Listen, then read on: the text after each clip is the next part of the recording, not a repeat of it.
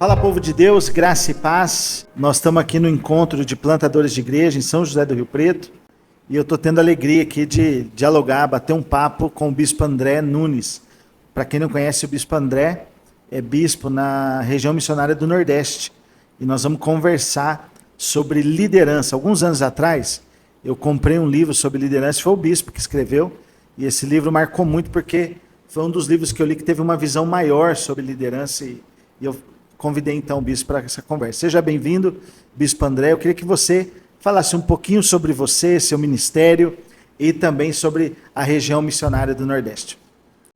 Pastor Paulo, graça e paz, é uma alegria estarmos aqui falando sobre as coisas do reino. Me apresentando, eu sou uma pessoa muito simples, né? Eu sou André Luiz de Carvalho Nunes, sou natural de Salvador, Bahia. Sou casado com Virgínia e nós temos 2 filhos, um filho e uma filha. E moramos em Lauro de Freitas. Meu filho Gabriel mora em Araguaína, Tocantins, e a minha filha Luísa é casada e mora em Salvador. Eu moro em Lauro de Freitas, região metropolitana de Salvador, ali perto do aeroporto. Eu sou pastor da Igreja Metodista, fui pastor 31 anos na igreja local, só tive 3 igrejas, fui nomeado para a Vitória da Conquista, fiquei 6 anos, depois fui para Campina Grande, na Paraíba, fiquei 9, e depois aprove a Deus, eu sempre falo isso, retornar para a minha terra natal, Salvador, onde eu fui pastor por 16 anos da Igreja Central de Salvador, que foi a igreja que me recomendou aos estudos e ao ministério. Então, com 31 anos de ministério, eu fui eleito bispo da Igreja Metodista no Concílio Geral em 2022, e a região missionária do Nordeste, a Rêmene, ela tem, a partir desse concílio, uma nova configuração. Ao invés dos 9 estados da federação, ficou com 4, Bahia, Sergipe, Alagoas e Pernambuco.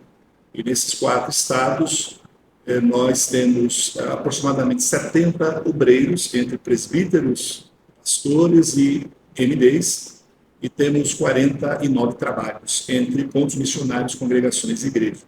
É um grande desafio, porque é uma região missionária, uma região muito carente. O Evangelho chegou um dos últimos lugares a chegar no metodismo no Brasil, mas a gente tem, naquilo que nos é possível fazer, trabalhado para que o Evangelho possa chegar ao coração do povo nordestino, principalmente do povo sertanejo, do povo muito mais carente. E aí eu me associo ao reverendo Jonathan dos Santos, que é um grande missionário e missiólogo, apaixonado, se apaixonou profundamente pelo sertão e criou um projeto onde quer que o Evangelho chegue ao sertanejo nordestino, que atinja aí umas 10 mil igrejas em 10 anos. Então a gente tem que ser associado à pregação do Evangelho para a glória do Senhor e para a salvação de vidas. Uau, que desafio, hein, bispo? O bispo também, gente, ele é torcedor do Bahia, né? Um torcedor muito fiel ao Bahia. E o bispo também é o bispo assessor da Câmara de Expansão Missionária hoje. Tem feito um trabalho, atuado em várias áreas na igreja e sido uma bênção. Uma das coisas que podemos dizer que me identifica, ou me faz identificado, eu sou uma pessoa muito grata, é uma marca minha. Se alguém me faz bem, eu sou grato eternamente. E eu não posso negar as minhas origens, porque aí entra a questão da minha gratidão. Eu sou soteropolitano, baiano, nordestino. E aí eu não posso esquecer as minhas raízes. Eu sou filho de sergipanos, mas fui nascido e criado em Salvador. E aí a gente sempre fala do Nordeste, particularmente na minha infância, eu me identifiquei com o meu clube, o Bahia. E até hoje eu sou sócio torcedor do Bahia. É uma forma de me expressar, da minha identidade, né? E aí quando eu vou em qualquer lugar, o pessoal pergunta, qual é o seu time? Eu sou Bahia. Não, um time grande. Eu falei, o meu time é grande. Já foi campeão 2 vezes, o time é grande. Então por que os outros vão torcer por time dos outros e não vão torcer? Então eu sou muito bairrista, isso me faz, a minha questão. Valorizar o que é da sua terra, né, bispo? Né? É por aí que a gente tem trabalhado. Na Igreja Metodista, além de bispo, né, eu sou pastor de uma igreja local. Quando eu me mudei de Salvador para Lauro de Freitas, foi logo no início da pandemia. Era um reclamo dos nossos filhos, porque a gente morava no centro de Salvador, onde havia muito barulho. A Fonte Nova, o estádio de futebol, era atrás do prédio que a gente morava. E os filhos já estavam crescidos, formados, e eles disseram, vocês precisam ter mais tranquilidade. E aí sugeriram que a gente se mudasse. E aí, ao nos mudar, mesmo no tempo de pandemia, eu comecei a pregar o evangelho a algumas pessoas que apareciam na nossa casa para fazer algum serviço, a gente estava ainda reformando, e aí a primeira pessoa que apareceu lá, eu comecei a pregar o evangelho, depois eu descobri que ele era um pastor que estava desviado, e essa pessoa se reconciliou com Jesus. Eu fiquei um ano na pandemia usando máscara, evangelizando, discipulando, um ano. Ele chegava às quinta-feiras, 6 horas, 18 horas, a gente se sentava, tomava um cafezinho, conversando, dialogando, estudando a palavra, e nesse um ano ele se firmou em Jesus, e a partir daí, toda quinta-feira, várias pessoas começaram a se agrupar, e chegamos a ter em torno de 38 pessoas na minha casa. Uau. Quando eu fui eleito bispo, eu ia morar no Recife, que era a sede da região.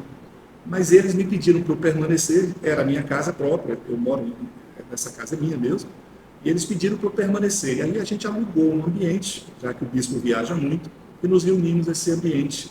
Até hoje, estamos nos reunindo lá. Essa é a nossa marca, a nossa grande paixão. Então, além de pastor local, além de bispo, eu sou pastor local, e o colégio me designou para atuar como bispo assessor na Confederação de Homens Metodistas, na rede de educação, e também somos parceiros aí na Câmara Nacional de Expansão Missionária, o que é uma alegria. Cada encontro nosso é um renovo, é um testemunho, é uma graça, e vocês sabem que sempre eu falo dos projetos, das coisas que o Senhor tem feito através da Igreja Metodista. Isso me deixa muito encantado. É uma igreja que eu sou apaixonado. Me converti com 18 anos, sempre atuei na igreja, todas as minhas práticas, tudo aquilo que eu penso é metodista, e a gente quer ver a glória de Deus. Essa é a nossa oração, né? Como o Senhor fez no tempo do reverendo Wesley, que ele continue a fazer, que ele faça de novo na Igreja Metodista Brasileira. Que legal, bispo. E realmente, cada reunião nossa, a gente sai animado e com mais trabalho, né? Mais trabalho, é verdade. Com muita coisa para fazer. Louvado seja Deus. Bispo, é muito legal saber que o senhor é um bispo de uma região missionária e um plantador de igrejas. Quantos desafios, né? Verdade. Então, o senhor está envolvido muito na questão da missão. Então, uma pergunta que eu gostaria de fazer é: qual o maior desafio da Remini hoje, da região missionária do Nordeste? Para avançar, qual o maior desafio? Nós fizemos um estudo, na verdade nem é preciso fazer um estudo. A grande necessidade da Remini é de evangelizar mais, é ganhar mais vidas para Jesus. Porque às vezes nós ouvimos falar da necessidade de dinheiro, mas dinheiro nós compreendemos como consequência. Se nós ganharmos vidas para Jesus, se as pessoas se converterem a Jesus, tiverem o coração na missão de Deus, eles vão colaborar, tendo em vista a necessidade da igreja. Mas a Igreja Metodista Brasileira está dividida em 10 regiões, sendo 9 regiões eclesiásticas e uma região missionária. A região missionária é a região do Nordeste, Remini, região missionária do Nordeste.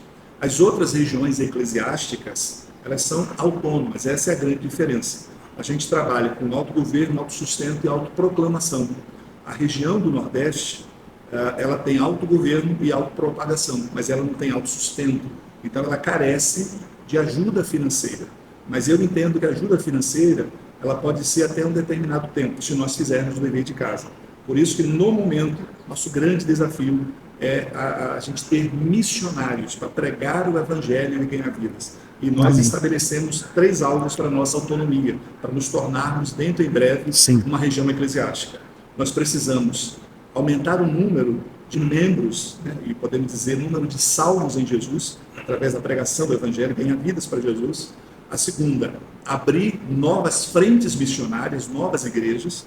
E em terceiro lugar, a gente suscitar uma nova liderança, uma nova mentalidade. Então são esses 3 objetivos, esses 3 alvos, na verdade, que a gente está perseguindo para a autonomia da região. As outras coisas virão como consequência. Legal. Pessoal, você que está assistindo essa conversa, você ore pela Remini, invista na Remini, apoie a Remini, com certeza Deus vai fazer muitas coisas como já tem feito ali. Bispo, vamos conversar então um pouquinho sobre liderança. Para o senhor, como que o senhor define o que é um líder, o que é liderança? Interessante que esse livro que você abordou no início, né, o líder certo, o estilo de liderança segundo Jesus Cristo, ele nasceu da minha dissertação de mestrado em teologia prática, quando eu fui pesquisar acerca de várias formas de liderança, né?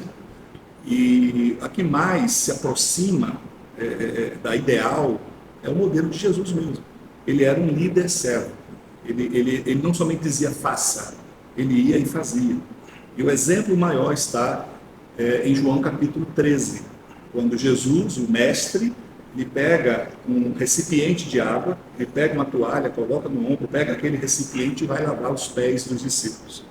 Quando a gente lê a Bíblia hoje, ou a gente até assiste no período pascal, o lava-pés, a gente, que lindo, tal, mas se a gente for conceituar, lava-pés naquela conjuntura, quem fosse lavar os pés podemos considerar como o escravo do escravo. O escravo do escravo. Porque os pés eram considerados a parte mais imunda do ser humano, porque ele tocava na terra, que era suja. E aí Jesus, de modo muito humilde, ele vai lá e começa a lavar os pés dos discípulos. E quando vai a Pedro, aí é o grande chamariz, né, toda história, Pedro, não vou permitir, porque Pedro sabia o que era aquilo. Eu não vou permitir. E Jesus diz, Pedro, se você não me deixar eu lavar os seus pés, né, você não é digno, tal, aí, então lava meu corpo todo, né, lava tudo. E Jesus disse, não, você já está limpo, só falta o pé aí, que é uma forma de manifestar que nós precisamos amar, nós precisamos nos humilhar, porque o maior é aquele que serve. Então, de modo bem claro, o que é um líder? Líder é alguém que influencia. Líder é alguém que leva a pessoa, não de modo coercitivo, não de modo constrangedor, de modo negativo, mas que leva as pessoas a ter uma consciência de que é preciso fazer alguma coisa. Então, de modo muito simples, líder é aquele que influencia. Que legal, bispo. E é tão legal você trazer essa ideia de Jesus, que o líder ele vai influenciando servindo, se doando, se entregando pelas pessoas. Eu queria perguntar para o senhor, eu acho que um grande desafio hoje é pensar liderança e caráter. No contexto da igreja, no contexto cristão, qual a importância e qual a relação entre caráter e liderança? Eu entendo como um todo. As pessoas muitas vezes confundem carisma com caráter. Pode existir pessoas com carisma, pessoas que chamam a atenção, mas isso não vai denotar que ele vai ser um líder, principalmente nesse contexto de alguém do coração de Deus. Eu me lembro que isso eu não posso dizer que era só no passado, que hoje ainda pode existir. Pessoas que são alçadas à posição de destaque na igreja, na perspectiva de coordenar ministérios, estou usando a linguagem nossa metodista, né? De coordenar ministérios, de ser professor de escola dominical, de ser presidente de grupo societário, mas alguém que não seja um servo. É muito preocupante, porque na história conta casos de, na época de eleição na igreja para a liderança, havia pessoas que tinham uma posição social mais elevada, que antes, na semana da eleição, a pessoa visitava casas de membros da igreja e levava presente para a criança, levava uma cesta básica, levava alguma coisa, e ele era alçado à posição de líder da igreja. Mas será que isso é líder mesmo? Né? Então, será que isso é do coração de Deus? E aí nós não estamos falando realmente de caráter, né? Porque eu não posso impor alguém, e aquela grande mística, né? Estamos precisando de um coordenador de oração. Tem que ter coordenador de oração, e ninguém quer se colocar à disposição, o que é até equivocado também. Mas aí alguém diz, por favor, irmã, aceite, por favor, aceite, por favor, aceite. Então, não é de Deus isso.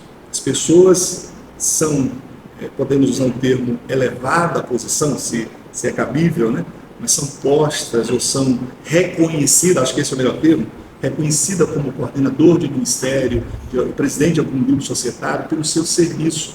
Mas existem critérios. Ainda ontem eu falei alguma coisa sobre nós aqui que estamos no encontro de plantadores de igreja, né? Nós falamos sobre alguém que teve uma experiência com Jesus, se converteu, é convertido. Alguém que leva uma vida em santidade, de bom testemunho. Alguém que sente vocação. Alguém que foi capacitado para tal feito. Alguém que seja disponível. Então tem todo um critério para que alguém possa estar na posição de líder da igreja, quer seja de grupos societários, de ministérios, ou de pastor, ou de bispo. Tem todo um critério, não é simplesmente uma questão eu quero, mas tem toda uma situação aí envolvida. Então eu creio nessa ação do Espírito e de corações que se dispõem a servir ao Senhor. Que legal, bispo. Realmente, o ministério não tem a ver principalmente com o que a gente faz, mas com quem a gente é. Então, observar o caráter realmente é algo muito, muito importante, né? E o senhor fala aí do carisma, né? Não olhar só para o carisma, mas olhar também para o caráter. Eu queria perguntar para o senhor a relação de liderança e equipes. A gente sabe que um líder não trabalha sozinho. Então, para o senhor, qual que é o grande desafio de um líder no que diz respeito a formar pessoas para que ele traga essas pessoas com seus dons e habilidades para perto, para cumprir o chamado de Deus para a sua vida? Eu vou usar uma analogia que é cabível. Eu fui professor de teologia por 28 anos, mas também eu sou formado em História e dei aula que legal. Em escola pública. Um professor, ele tem que entender que o líder da classe, o aluno que é líder da classe, ele pode ter sido alçado como líder por uma questão política. Mas um professor bem experimentado, ele vai olhar o seu grupo de estudantes ali e saber quem é que chama a atenção. De repente, em determinado momento, tem muita gente ao redor de um aluno que não é necessariamente o líder da turma eleito. Então você tem que ver, se aquela pessoa que chama a atenção, você tem que chamar ela para estar ao seu lado. Se você ganhar aquela pessoa, você ganhou toda a turma. Então nós precisamos entender que não é simplesmente um decreto. O ministério tal está precisando de pessoas. O líder está convidando insistentemente as pessoas, mas nós devemos identificar qual a vocação, qual o chamado, quais os dons e talentos que as pessoas têm para que elas sejam, quem sabe, até convidadas, mas usando o critério de saber quem é aquela pessoa. E eu creio que um líder, imagine você, eu já fui para a igreja, quando eu tomei posse, reuni com hoje chamada Clama, no meu tempo era diretoria, e perguntei qual é o seu ministério. A pessoa disse tal. Quantos componentes tem o seu ministério? Não só eu. Uma pessoa não é um ministério. É um eustério. Um eustério. Boa palavra. Eustério. Então nós precisamos entender que o líder ele tem que ter o carisma, é importante, mas não determina o caráter dele em Deus, mas ele tem que chamar pessoas, ele tem que contagiar pessoas, para que as pessoas participem. É tipo, precisamos pegar umas cadeiras e levar para tal lugar.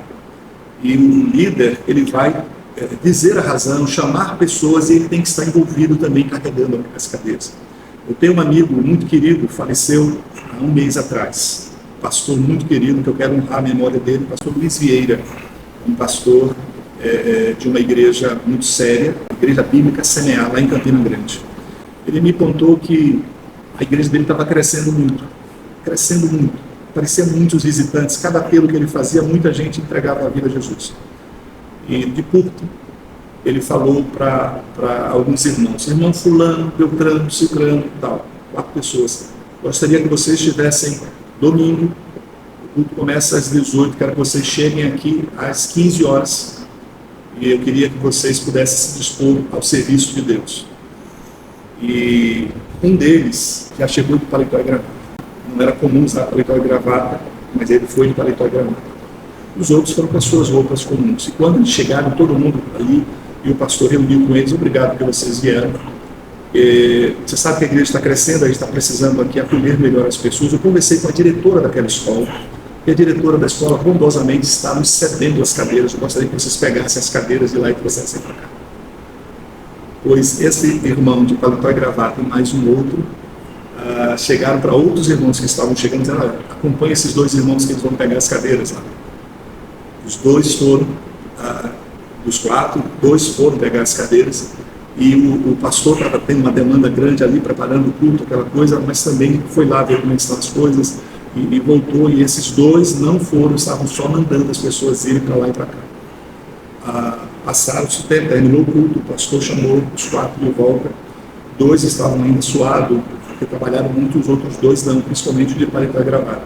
E o pastor disse, olha, eu quero agradecer a participação de vocês, fizeram uma coisa boa e tal.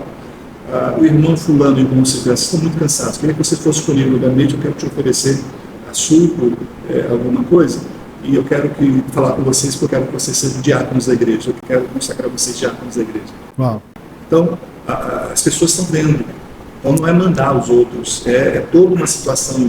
Terceirizar o que Deus mandou você fazer, né? Uma boa, né? Terceirizar. Então, um líder, ele percebe tudo isso, ele se envolve né? Ele quer que as coisas aconteçam, ele mesmo participando, ele mesmo fazendo. E Jesus fazia isso.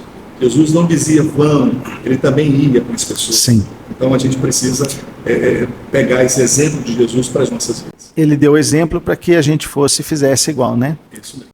Bispo, obrigado por esse tempo. A gente tem muito para falar sobre liderança e eu espero que em breve a gente siga essa conversa com outros temas também. Pastor Paulo, que Deus abençoe a sua vida, o ministério. Eu queria atestar aqui e falar para as pessoas o quanto você tem sido importante, o quanto você é uma bênção, um líder eficaz na Câmara. Fui na sua igreja local, a Igreja Central de Uberlândia, o quanto as pessoas ali te amam, o quanto você tem trabalhado, e eu quero louvar a Deus por sua vida. E para mim é uma alegria, uma honra estar aqui com vocês, aqui nesse podcast. Amém. Você me inspira muito, é uma alegria trabalhar contigo também, Bispo. Amém. Até a próxima. Deus abençoe.